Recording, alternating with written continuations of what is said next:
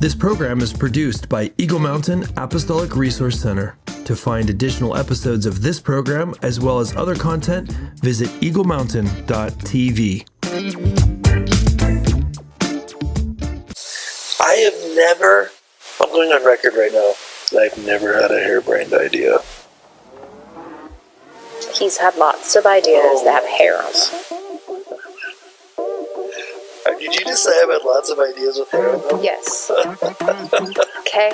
Oh my goodness. What? The devil? I found him. Why am I not surprised that he's in here? He's over here in this bucket. There he is. Mr. Sin! Not bothering us anymore.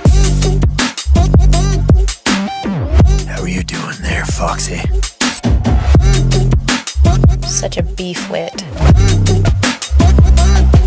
Do you know who you're talking to? I'm Mr. Sin. You can't talk to me like that.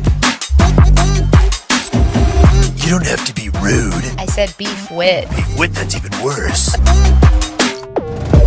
No, I'm not a fan of that, but I am a fan of finding out what you're doing after this show. Maybe we could go grab some drinks or something. What do you say? No thanks. Hey everyone, welcome to Together We Build. My name is Chris Behnke. I'm here with Prudence O'Hare, and I'm excited to get into this one. It's going to be absolutely fantastic. And I'm starting off with this question. Are you ready, Prudence? Are you ready to answer this question? Well, I don't know. Who is someone you really admire? Someone you really admire. You cannot say Buckley. That's cheating. That's who I really admire. Buckley. He's a good boy.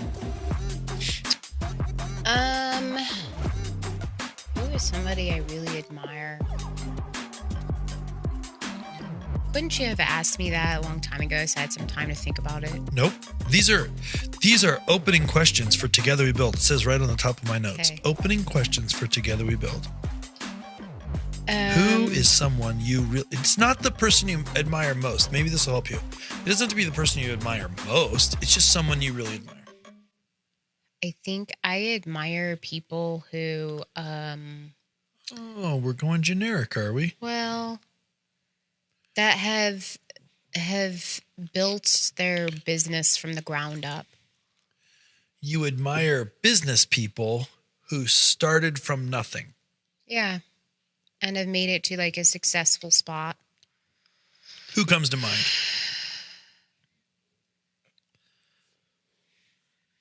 I don't know off the top of my head. Can I have another question?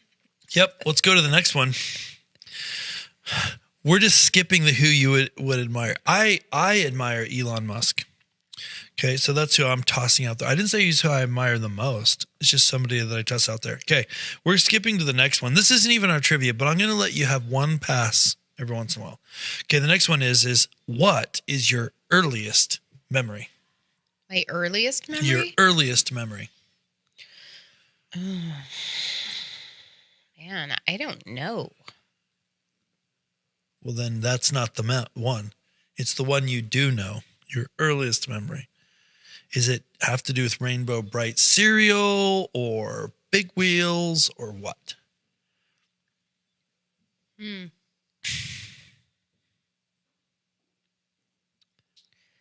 Well,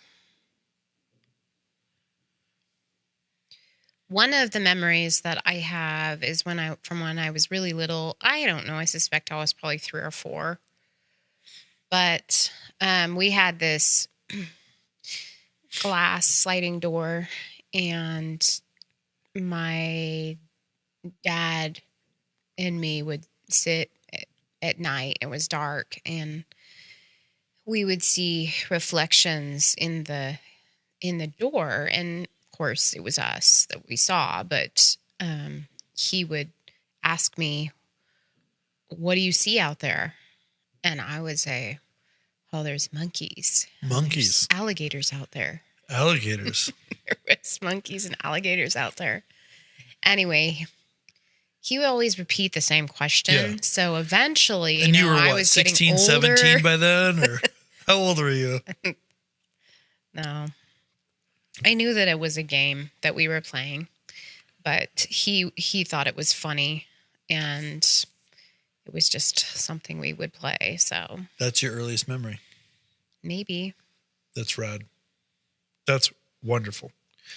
All right. Let's keep moving. What do you got there?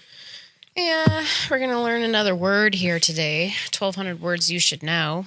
Yeah, drop one on us. Drop the word on us. Are you familiar with the word denigrate? Denigrate? Yeah, it's an adjective. Denigrate. It Denigrate. actually means insulting, to put down, demean, or belittle. Yeah, that's what I was going to say. Denigrate. Don't denigrate me. Yeah. So it's kind of like centigrate, except for denigrate. Wait, I don't know what centigrade is. Disintegrate, I mean. Oh, disintegrate. Okay. All right. So here's a sample of how to use this.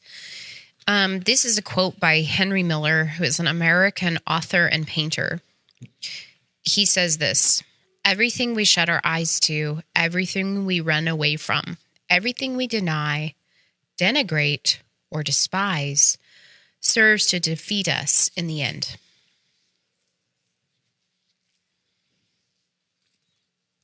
What do you think about that? I think you're Their dropping word. some knowledge bombs on us right now that people just cannot comprehend.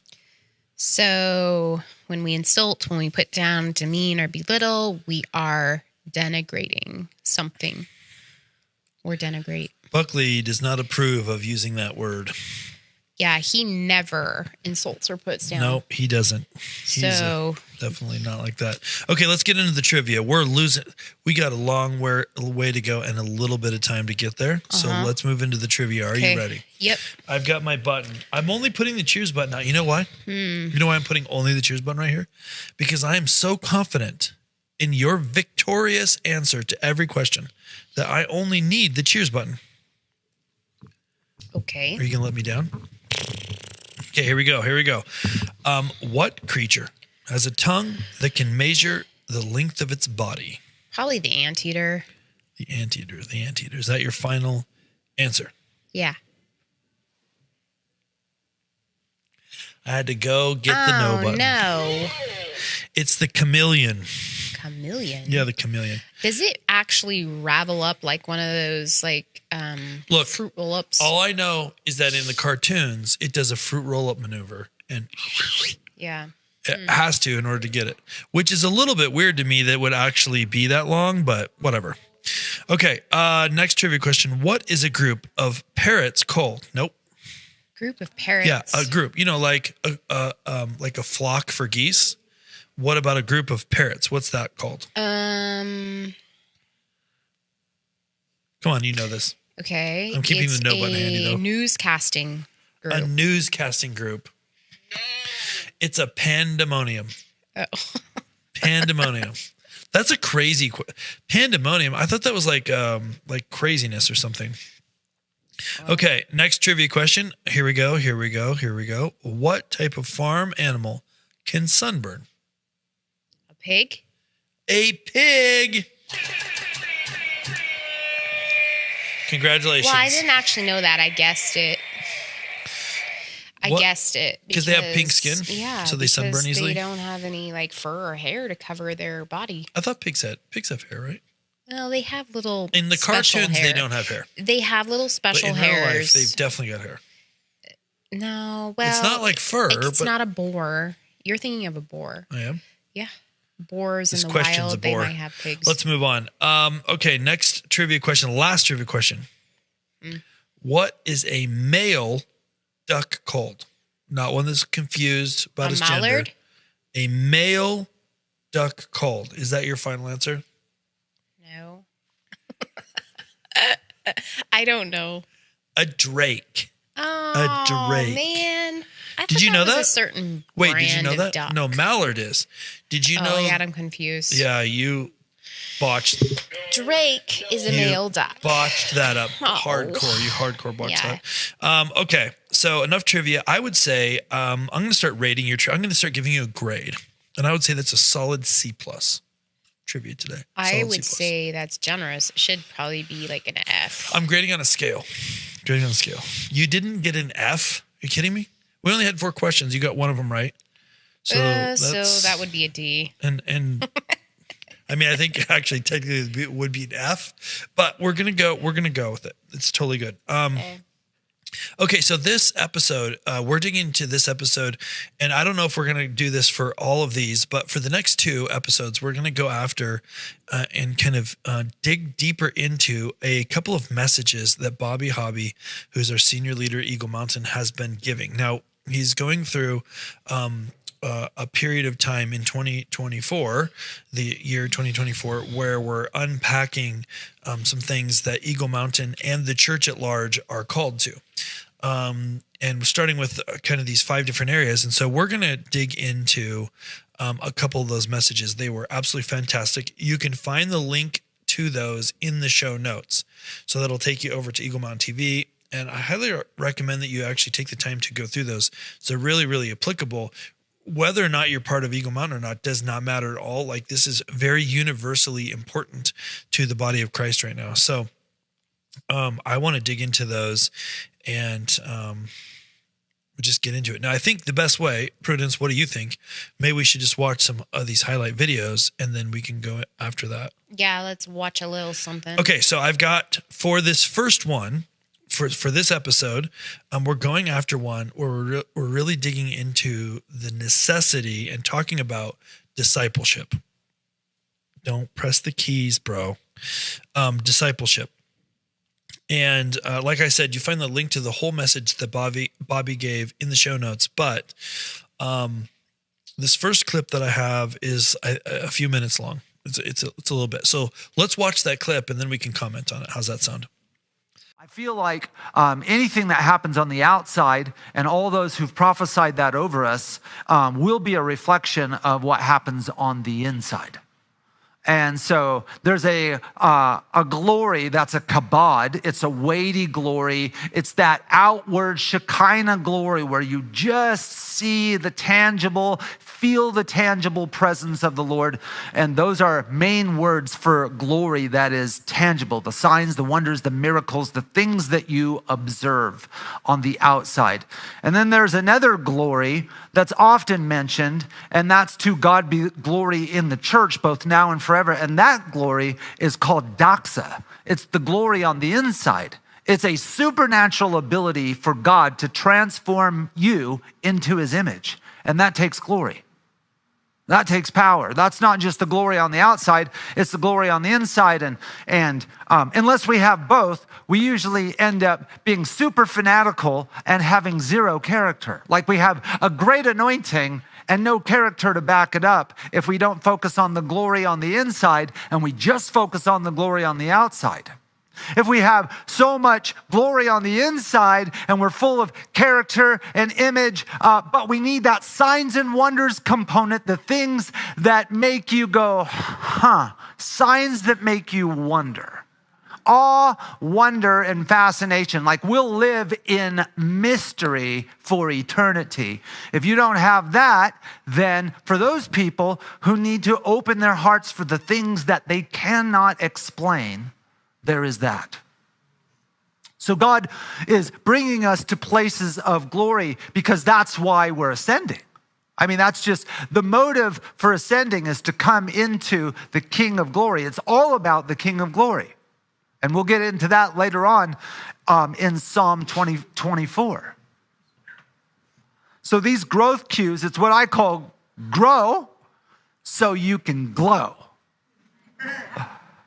It's just like, it's got to shine in. Paul said it pleased the Lord to reveal himself in me, not just to me, but in me. And so we've got to grow so we can glow. I mean, that's just what's going to happen. Literally, there will be people that go, oh my goodness, what is it about you? What is it about you? I don't know what it is, but I need what you have in that awkward moment where they just go, what is it about you? And if you're not ready, you'll go, oh, well. Because it's an awkward thing to say, to answer, right? Well, you've come into my 6 feet atmosphere of amazingness, and you're experiencing the glory. But you'll have to come up with some version of the truth, because that's actually true. It just sounds weird, but it's actually true. It's God's presence on your life, and we don't want to apologize for that. Thinking small, living small, false humility hasn't worked for you anyway. And so we might as well step into the glory. We might as well understand that it's because we've said yes to the grow, we've also said yes to the glow.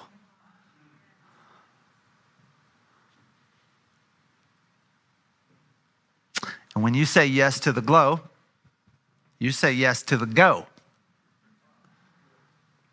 And it just happens everywhere you go. It just pours out everywhere you go. And it just becomes normal Christianity.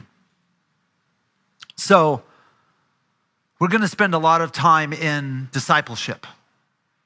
Our 5 main purposes as a ministry is discipleship, the great commission with Jesus, to be a resource.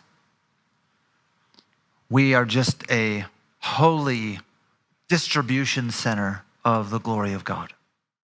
Man, I love where he went with that. And I love this one thing that he said: we need to balance the glory on the outside and the glory on the inside.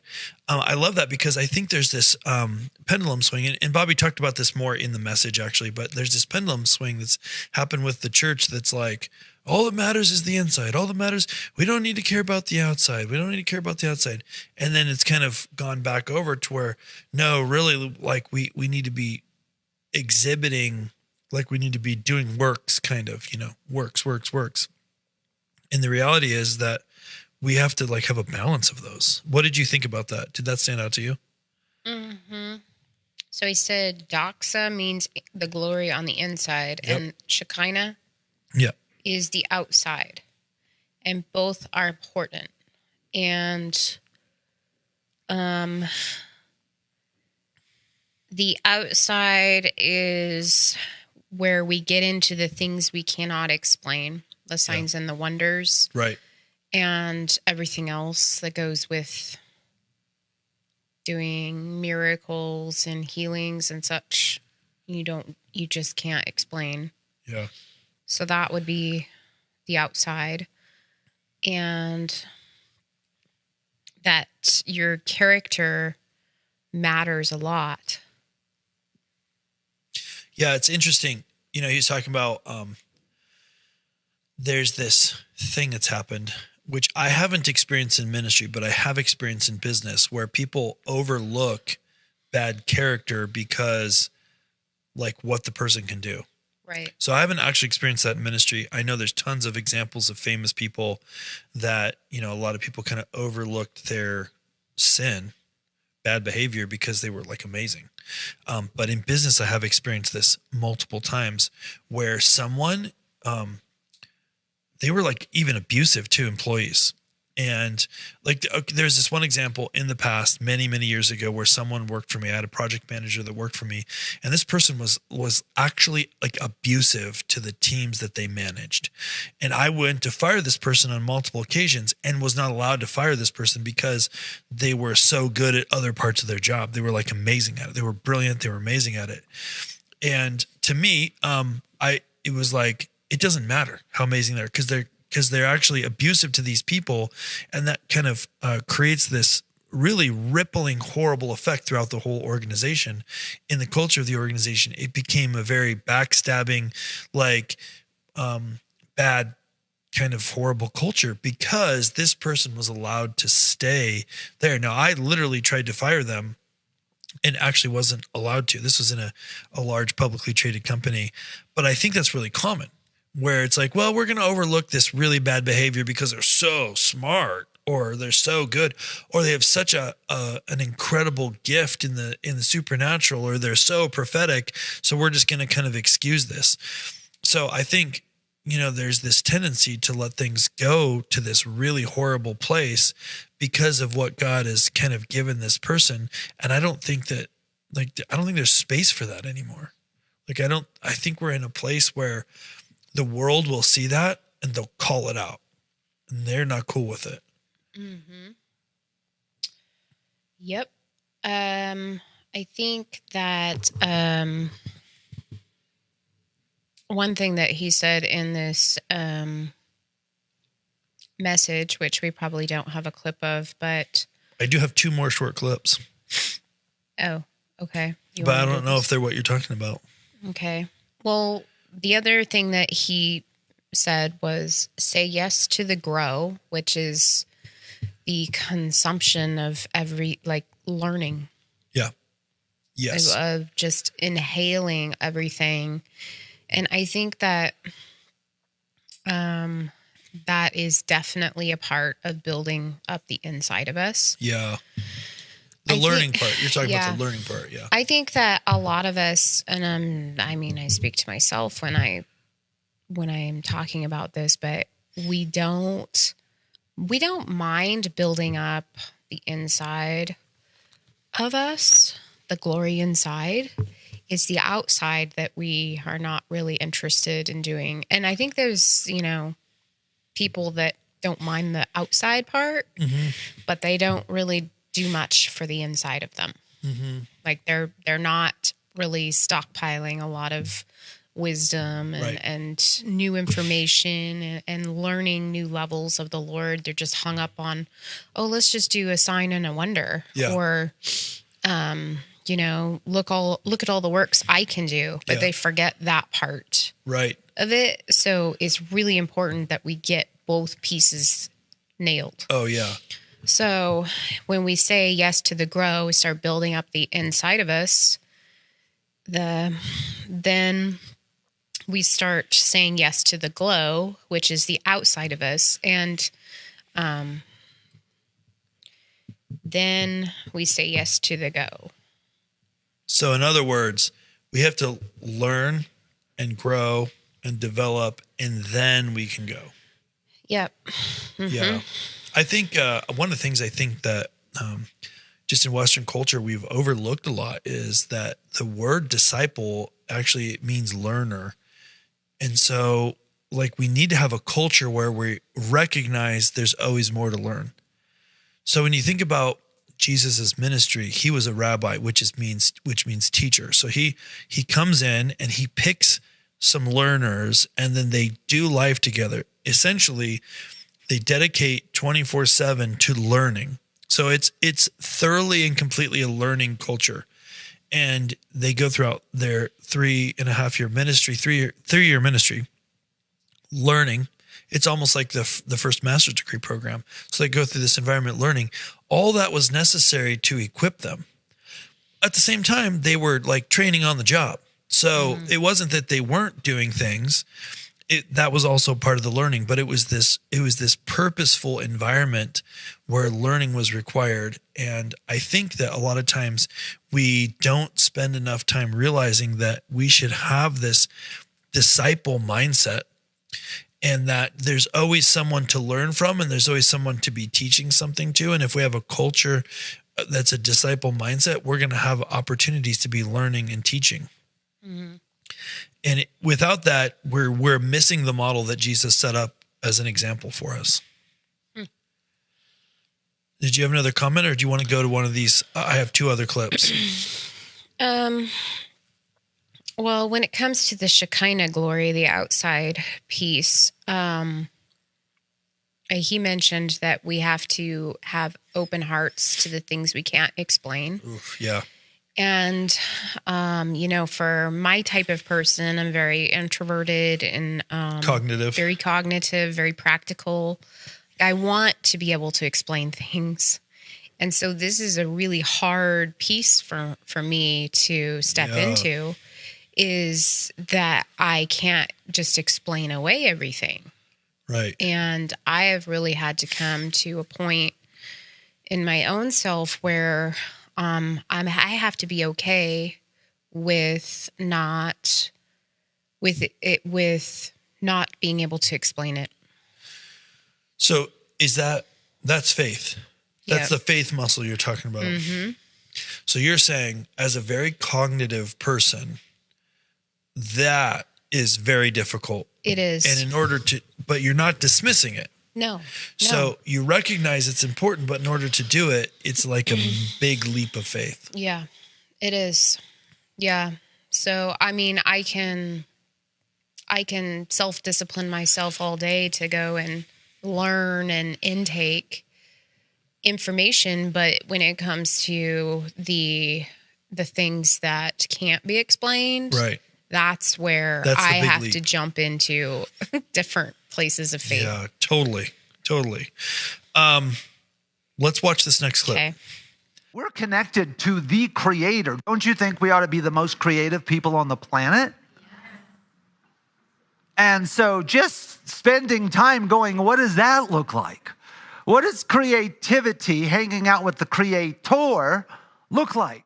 So I love that he went to the creative part of this, because I think that one of the things I feel like happens is, and I don't think this happens so much in like charismatic streams, but in other streams of Christianity, I think what happens a lot is we want to remove the creativity out from the Lord and make it really like objective and cognitive, like what you were talking about.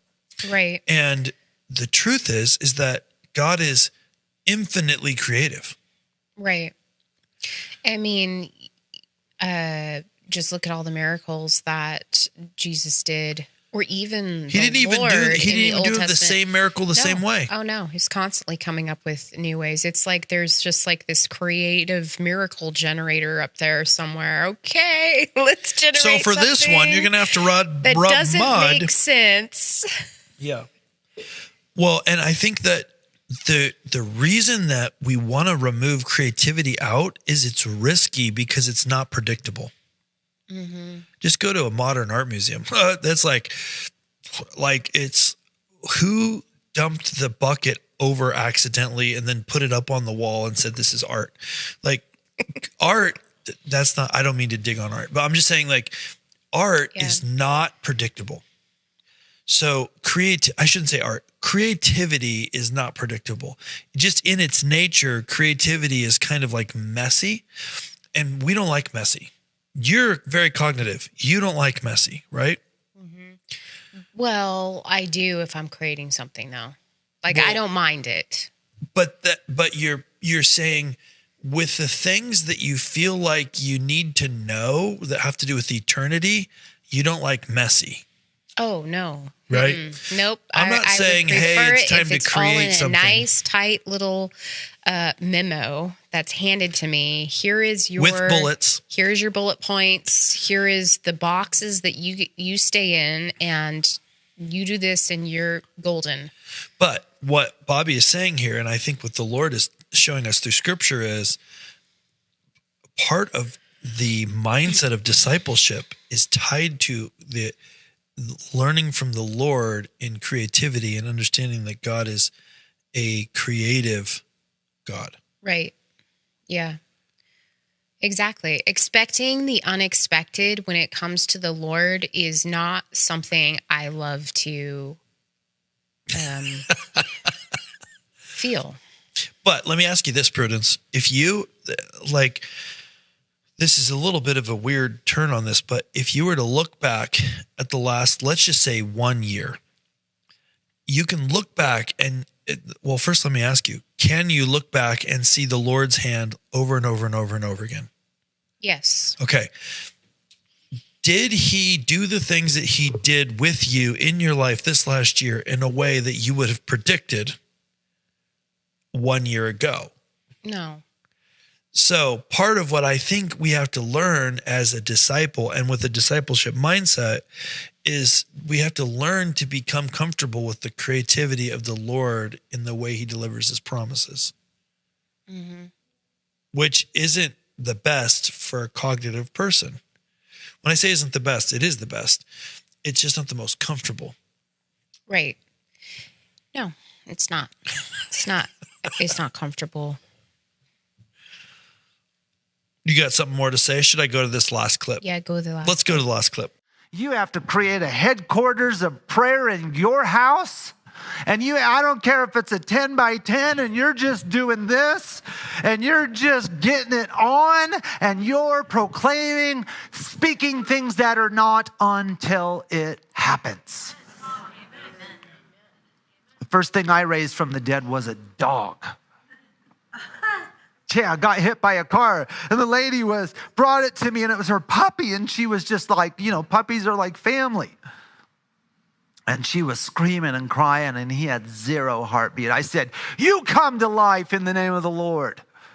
As soon as I said that, I was like, can you do this with pets? It totally entered my mind. And I couldn't get done with the sentence early enough. All of a sudden, breath came back into that dog and got out of my arms and ran off. And I'm like, oh my goodness. I guess you can do that. All right, let's go practice on some roadkill. Let's go get on the parkway and do it. I'm pumped. I guess you can do that with pets. That's good news in case you ever need a healing, Buckley. I think that's hilarious. I love that. I love that when we're thinking about discipleship, I also like that the way Bobby brought in the critical nature of prayer, and that relationship with the Lord has to start in a way where we are solely focused, because that's where the learning is going to come from the Lord. But then this is that whole inside and outside thing. Then we're taking that and we're actually putting action to it, which I feel like a lot of the time is absent in the church, the action side. Right. Yeah. We like to, you don't have that clip, maybe next time. What? You have Which the one? clip of Chan. Francis Chan? Yeah. Oh, I probably do have it. It's probably for the next lesson, actually. But Yes, that's for the next I one. mean, yeah, we do. We like to sit around and talk about things that we should do or somebody else did, or especially somebody else did. Yeah. And how that might feel if by chance we ever got put into those shoes, Yeah. But I think that conversation needs to be moved to, I risked something. I did this. And this is how it went or felt, or what I'm risking now. Or, there needs to be like more conversation about what our actions are in relation to what we're learning. Yeah. Yeah. I think that, I don't know why it is this way, but it just seems like with human nature is we like to learn and then compartmentalize and make a formula. And I don't actually think that's wrong to want to do that. Or we get stuck pondering it. Or we get stuck pondering we get it. hung up on just thinking about it, and we just have a hard time transferring the idea that we ourselves should be maybe doing it. Yeah. And not just talking about how somebody else did it. Right. Well, for sure. And I think that it's okay to want things to be clean and organized and to have a formula. But I think back to that thing we were talking about earlier, the reality is God is infinitely creative. So we need to get used to him. We need to get used to things not being formulaic, and also relationships aren't formulaic. So, for example, if I say to my kids when they're little, apologize to your sister, it's not really that powerful of an apology because it's not real. Now, I do think sometimes with little kids, you got to teach them this so that they begin to learn the importance of these kinds of things, but it's not like it's a real apology, right? So the sister doesn't feel like it's that genuine. It doesn't feel, but it's a lot different when they recognize and then they go apologize on their own. Why? Because it's a legitimate connection in the relationship. And that's really one of the reasons I think God doesn't like the formula, because he wants a real relationship. He doesn't give us a checklist because he doesn't want a checklist relationship, you know? So when we look through the lens of discipleship at that and begin to realize, okay, so how and why and in what ways and what does it look like to begin to have a mindset of a learner, of a disciple of the Lord, as I develop my relationship, how am I learning and how am I creating learning opportunities for the people around me as well? So, one thing that Bobby had said was that disciples never stop learning. Right. And I think that is really important. And pairing it with the fact that there's going to be a lot of mystery when following God. Yeah. And we have to be okay with that. We have to be okay with the unknown.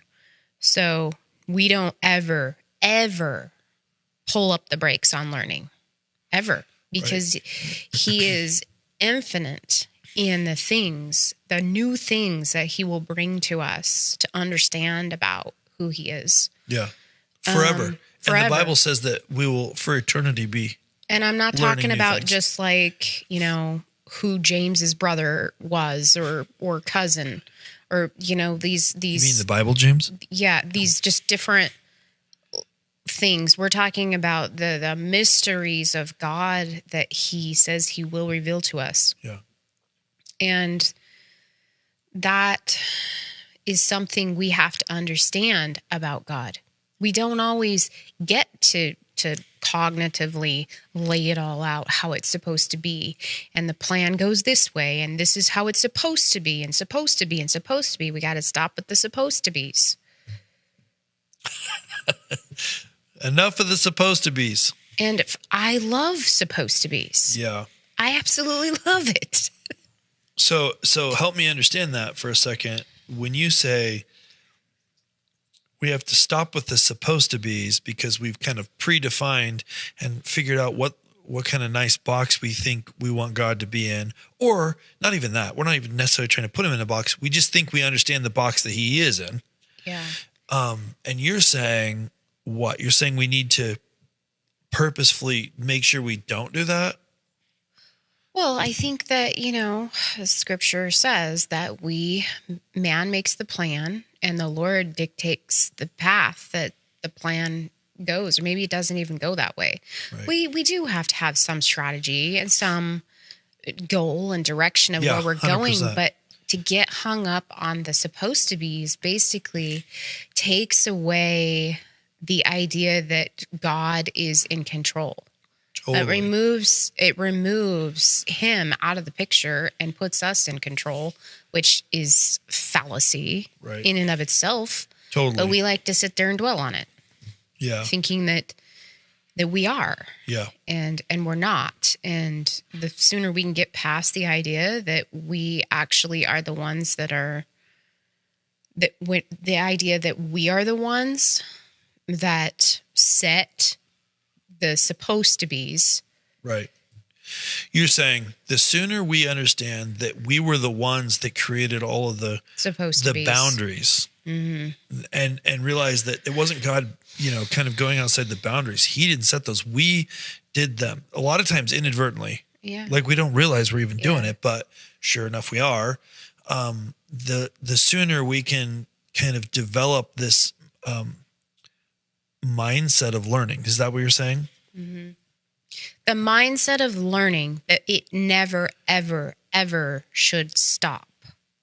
We must believe that. So That there's it no never gets to stop. there's no double PhD and then there's no more. That's right. That's right. You don't show up to retirement age and say, well, that's it. I'm done. We're done with working. We're done with serving. We're done with learning. Yeah. Yeah. Nope. And the sad nope. thing is that is actually the most common path. Mm-hmm. And you see it all the time. It's not just after with retirement. I think it's all the time. It's kind of like, I think what happens, I'm not sure. Okay. So I don't even know if this is true, but I think what happens is people kind of, when they're young in their Christianity, they see someone that knows a lot more than them. And they kind of go, okay, that's what I want to do. I want to learn like that person. And then they learn. And when they get to that person, if they don't have a mindset of learning, then they're like, okay, I have arrived. And then that's it. We talk about our kids, we want our kids to surpass us in success and all of this sort of thing. But the thing that we need to believe about ourselves is that we need to keep moving, keep growing, keep learning so that they never catch us. Yes. Bobby says this all the time. We need to have an attitude of catch me if you can. Right. Not, well, now it's your turn. Here's the baton. It's not that we don't pass batons when we're supposed to pass batons. It's that is not a way out of from being a disciple, which is learner. We need to always be thinking that way. Like the methodology which we approach life needs to be in that kind of way. That's what I hear you saying. Yep. Exactly that. Okay. Well, this was really good. Okay. So on this, like I mentioned at the beginning, we're going after and digging into some of these messages that Bobby Hobby, who is the senior leader of Eagle Mountain, gave. In the show notes, there's a link to that. You can find it right there. If it's not there for some reason, or if you're on a system where that doesn't show up because this is broadcasted in multiple places, then you're going to want to go to eaglemountain.global and you're going to click on messages. And this one was called something odd, so I got to look it up. Your personal trainer. So you find that on the Eagle Mountain website. Check it out. While you're at the Eagle Mountain website, what I want you to do is to click on the Eagle Mountain TV link, and then on there you'll see all of the other episodes and seasons of Together We Build, as well as other incredible programs. There's a whole bunch of amazing programs. You can find all of that there, as well as this really nifty little thing called the Give button. Prudence, tell them why they should click the Give button. Well, tell them what they've won. They actually haven't won anything, but I don't think that it's any secret that doing productions like this costs money. Yes. Yep. Absolutely. Nobody has hired us to do this. It's hard work. And it's worth it. And we really feel strongly that the Lord has asked us to pour into this, but we would love it if you have been blessed by this to click the Give button, support what's happening here at Eagle Mountain and all the other programs that we're developing. This show is produced by Eagle Mountain TV, and it's hard to do. It takes a lot of effort and resources. So would love it if you'd support it. Also, take a second and share this out. Like if this has blessed you and somebody's popped into your head as somebody that needs to hear this message, share this message directly to them. We would love it. Subscribe to the podcast. This is available on Apple, Spotify, on the website, YouTube, all over the place. So definitely check it out. And you can learn more about our ministry at chrisandprudence.com. And we will see you guys on the next one. See you later. Thank you for watching Together We Build with Chris and Prudence. To learn more about this and other amazing programs, visit eaglemountain.global. To learn more about Chris and Prudence and the ministries they serve, visit chrisandprudence.com.